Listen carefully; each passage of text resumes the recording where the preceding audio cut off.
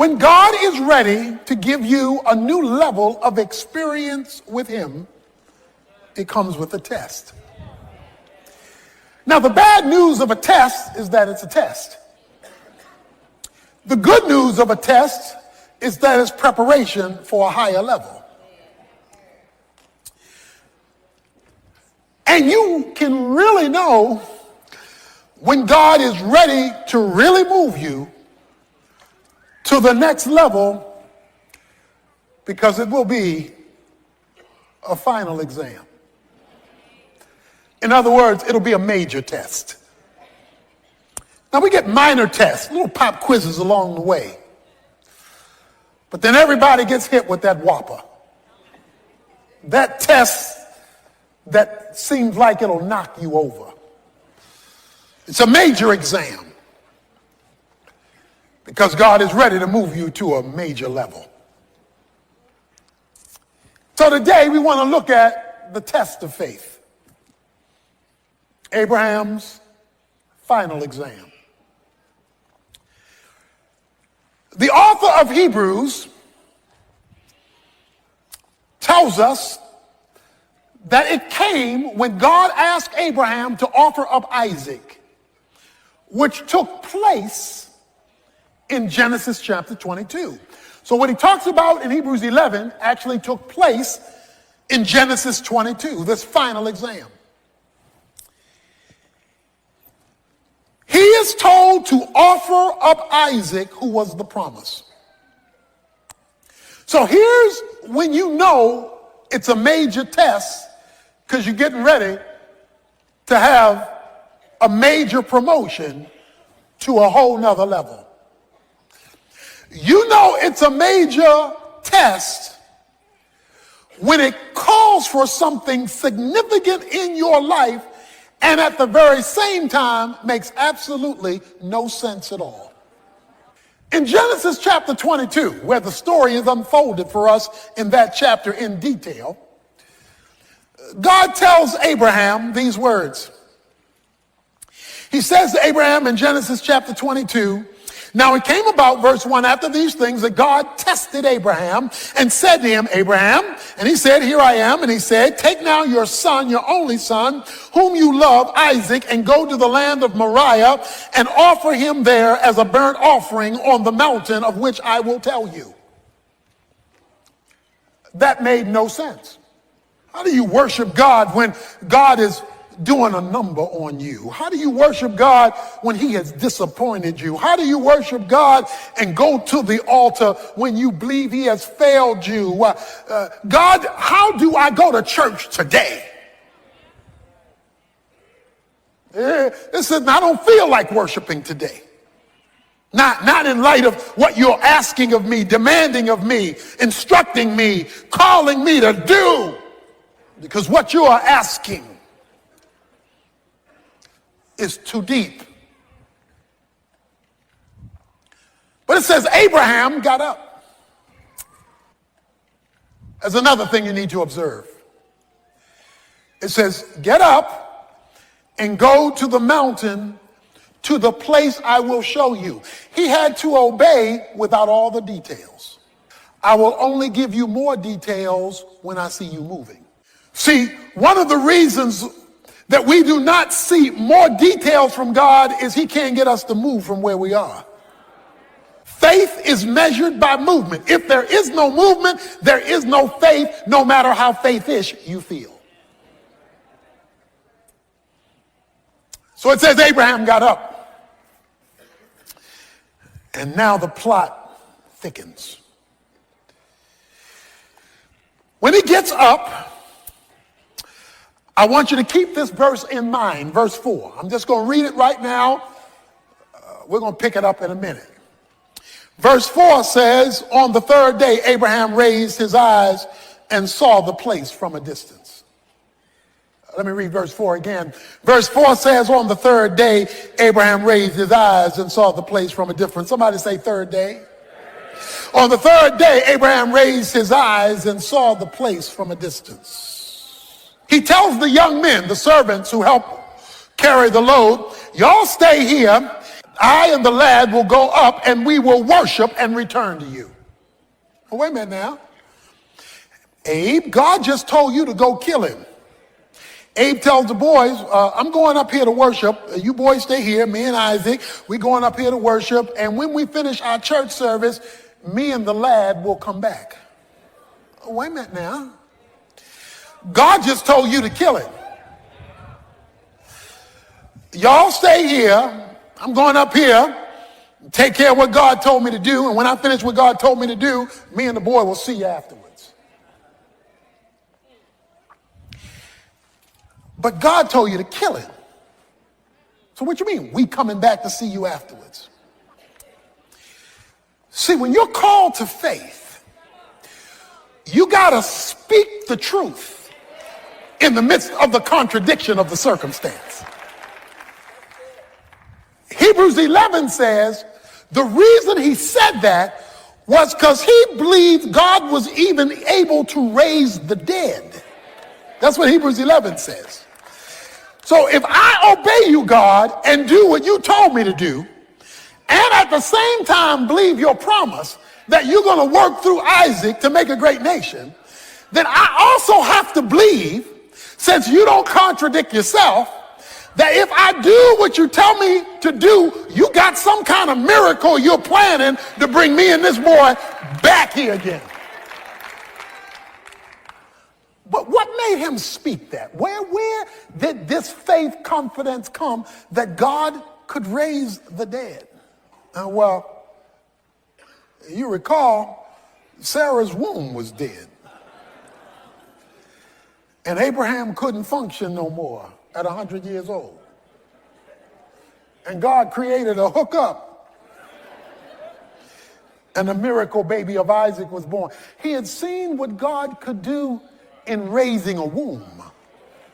So he figured the same God could raise a son. So when God calls you to a major exam, don't forget what he did in the quizzes. Don't forget what he did yesterday when he moves you to a bigger challenge tomorrow. Because if it's bigger today than what he did yesterday, it's because he's moving you to a new grade level, a higher experience with him. And so they make their way to the place that God said. So Abraham now is talking to Isaac. Isaac says to his father, my father, verse 7 of Genesis 22, here I am, my son. He said, behold, I see the fire, I see the wood, but I don't see the lamb. Every other time we went to church, we had a sacrifice. But today, you ain't bring a lamb. What's up, Dad? Dad looks at his son, can't say anything. You know what he says?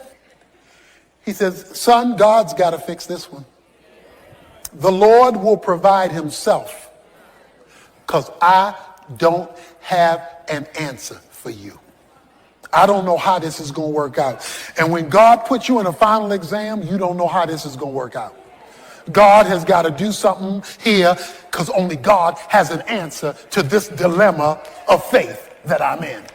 Because this is a midterm or a final. This is not a little pop quiz, and it's confusing. And God's got to provide the solution. And so he takes his son up. He puts him on the altar.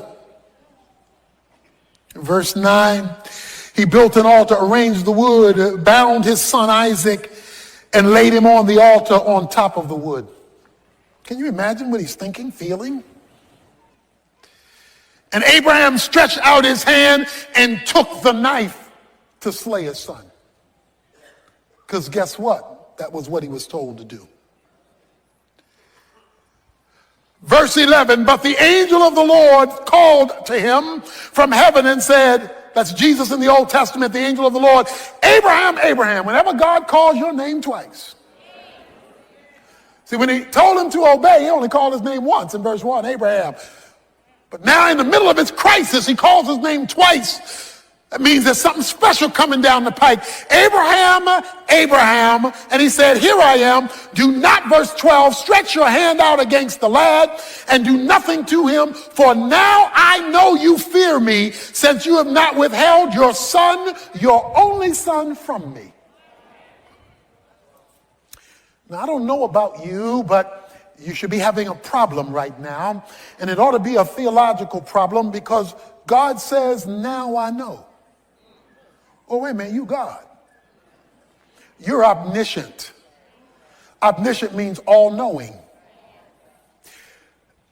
You already knew what I would do, because you're God. You know yesterday, you know today, and you got prophecy down. You know tomorrow. You know where I came from, you know where I am, you know where I'm going. What do you mean you only know this now?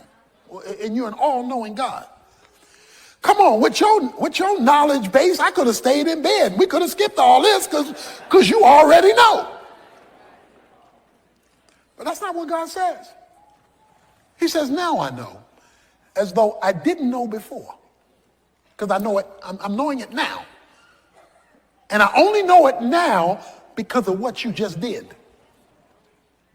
So how do we theologically bring together the concept of an all-knowing God and a not knowing something till now? How does that work? Well, I want to share with you today something God does not know. While God knows everything actual and everything potential, he does not know everything experiential. For example, if you were to ask God, what does it feel like to commit a sin? I suggest to you he couldn't answer that question, because he's never done it. The reason why God became a man in the person of Jesus Christ, according to the book of Hebrews, is that God became a man in the person of Jesus Christ so he could sympathize with our weaknesses, so he could feel what we go through. The Father knows what you go through. Jesus can feel it. So Jesus the Son can explain to God the Father, who already knows the information, what the information feels like, because he became a man. So what then is being said to Abraham at this moment? He is saying, Abraham, now I know you love me because I see it and feel it. In other words, you have now given me the experience of your love, not merely the verbalization of it. Sacrifice your son, the son whom you love, your only begotten son. Do you love me more than him? That's a final exam. When God calls forth a faith act of love so he can feel it. Now I know. Oh yeah, informationally, yes. Intellectually, yeah. But today I feel your love. And I feel it because of your choice of me over the thing you love most in life. What is your Isaac? That thing that God can't have because you're too attached to it. And God says, bring it here. We're talking about the test of faith, and we're not talking about a pop quiz now. We're talking about a final exam. Now I know. And there we have it. Watch this. Then Abraham raised his eyes and looked, verse 13, and behold, behind him a ram caught in the thicket by his horns. And Abraham went and took the ram and offered it up for a burnt offering in place of his son. And Abraham called the name of the place Jehovah Jireh. The Lord will provide, as it is said to this day, in the mount of the Lord it will be provided. That's one of the great names of God in Scripture, Jehovah Jireh. Let me talk to you about the word Jireh, provide. The Hebrew word Jireh means to see beforehand. That's a literal translation of Jireh, to see beforehand. What you get to see in his provision, you get to see it because of what he's already seen in his prevision. So he precedes what you're going to be provided. What you're provided over here when he comes through, he's already seen over here before you get to it. So while Abraham is coming up one side of the mountain, a ram is coming up another side of the mountain. God precedes before he provides. But what he provides, he's already pre-seen. So you're going to be the surprise one, not him, because when you're shocked by what he provides, it's only going to come because of what he's pre-seen. This is the quietest ram in the history of rams caught in a thicket. When a ram is caught in a thicket, it's moving and jerking to get out of being caught. This is the quietest ram in history. The ram is in the vicinity of the sacrifice because it says he looks up and saw the ram. So God keeps the provision quiet, even though he has already made prevision in advance, because he's seen beforehand what he's going to do that you don't see yet. The question, when you face this trial, is how can I move from God's prevision and get a hold of my provision? Until he completed his obedience, prevision didn't become provision. Whatever God is going to do in your life and circumstance, he has already pre-seen, but you won't see it provided until you have completed what he's asked you to do. Most Christians are part-time saints. They'll do a little something, something and wonder why God hadn't come through.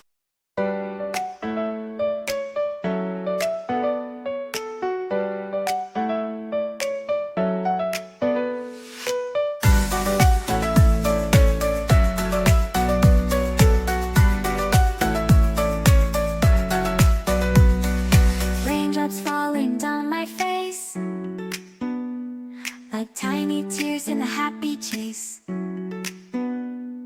Hopping through the puddle sea, colors dancing wild and free. Skies are gray but I don't mind. Cool raindrops on my skin I find. Kicking off my Saturday,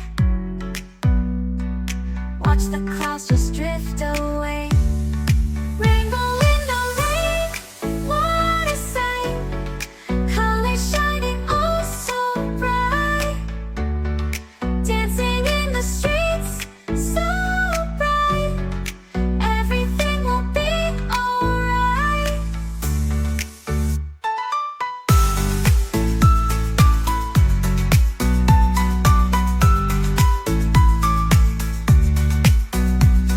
Umbrella spinning, twirling round. A colorful halo on the ground. Music playing on the sand. Skipping beats, the heart will sway. Feel the world come out to play. Lightning cracks, but don't you fear. Magic shines when skies are clear. Raindrops whisper secrets true. A hidden beauty shines right through. Rain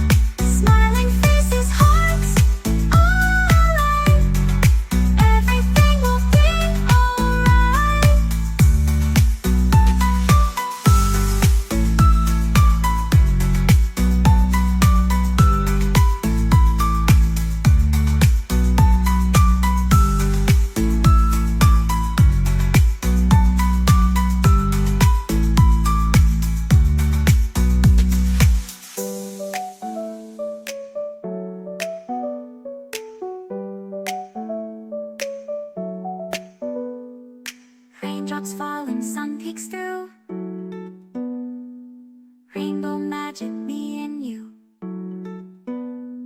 Smiling faces, hearts alight. Everything will be alright.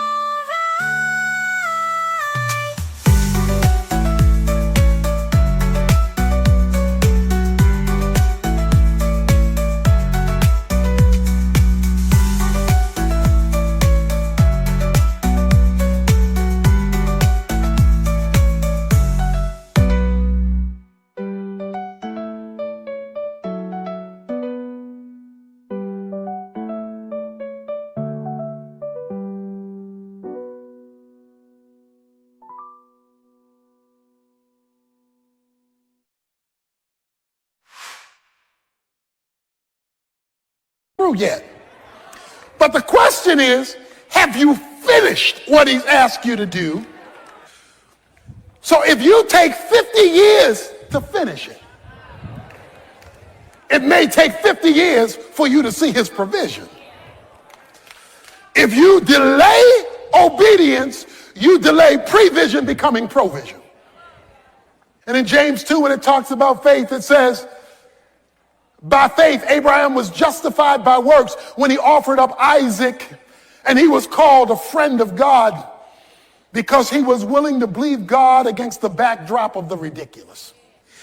God says to him, verse 15 of Genesis 22, then the angel of the Lord called to Abraham a second time from heaven and said, by myself I have sworn, declares the Lord, because you have done this thing and have not withheld your son, your only son. Indeed, I will greatly bless you. I will greatly multiply your seed as the stars of heaven and as the sand which is on the seashore, and your seed shall possess the gate of their enemies. In your seed all the nations of the earth shall be blessed, because you have obeyed my voice. He says, Abraham, I got it now. I got it. Because you've obeyed my voice in the final, in this tough thing I've asked you to do, I got it from here. I'm going to swear by it.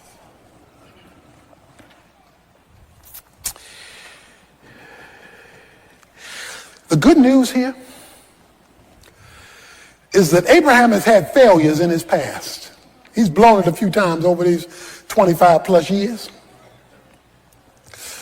God just gave him retesting. Some of us are here today and we've been retesting. God says, I'll wait till you pass. Because I want to give you an experience with me. You want the provision. I want the experience. Give me the experience of your commitment, and I'll show you what I can do with rams caught in the thicket, waiting to move when I tell it to.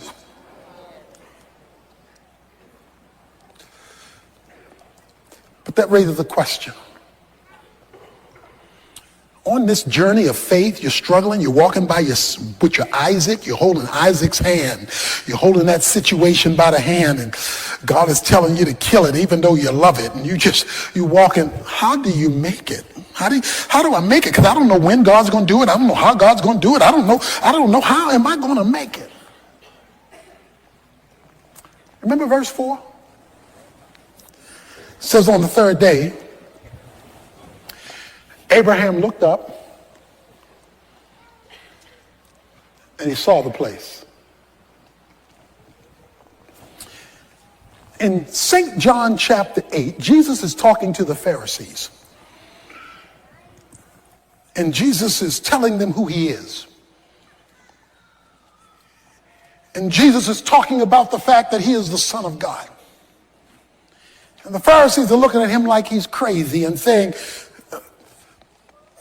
you aren't even 50 years old, they say. You aren't even 50 years old. And you're talking about Abraham like you know him. You're not even 50 years old. What are you talking about Abraham? And Jesus said, before Abraham was, I am. That's the Old Testament name for God. Moses said, who shall I tell you sent me? He said, you tell him I am sent you. That's the name for Yahweh. So Jesus says, before Abraham was, I was God. Okay? In fact, Jesus goes on to say, in the last few verses of John chapter 8, he says, watch this, Abraham saw my day and was glad. Genesis 22 verse 4.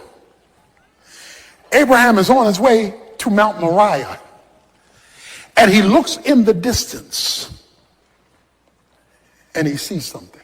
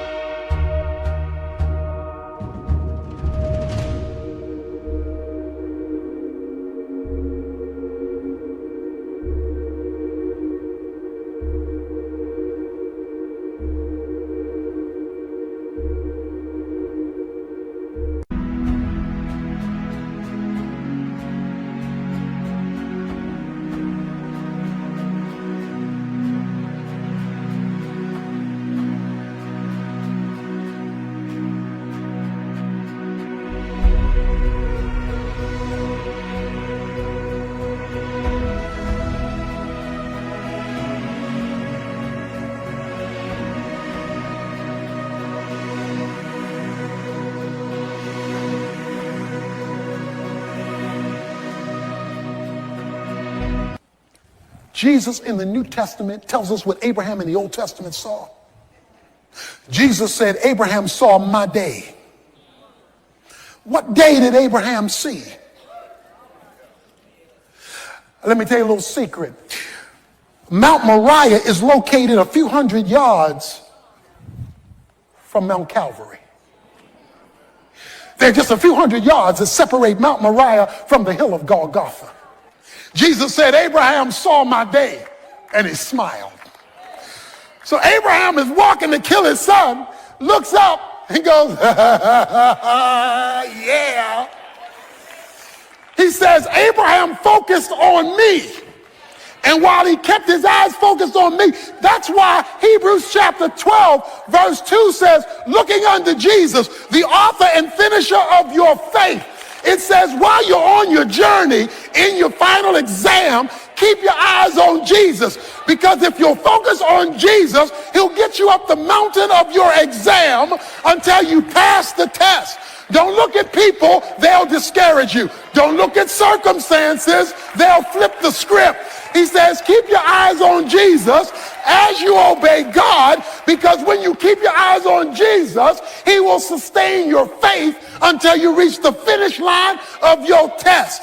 When you're in doubt, look at Jesus. When you're afraid, look at Jesus. When you're unsure, look at Jesus. When you're tempted, look at Jesus. When you failed, look at Jesus. When you're frustrated, look at Jesus. When you don't think you can make it, look at Jesus. Keep looking at Jesus, because if Abraham could look at him in the Old Testament and he hadn't even come yet, how much more should you and I look at him now that he's come, died, and arose, and it all happened on day number 3?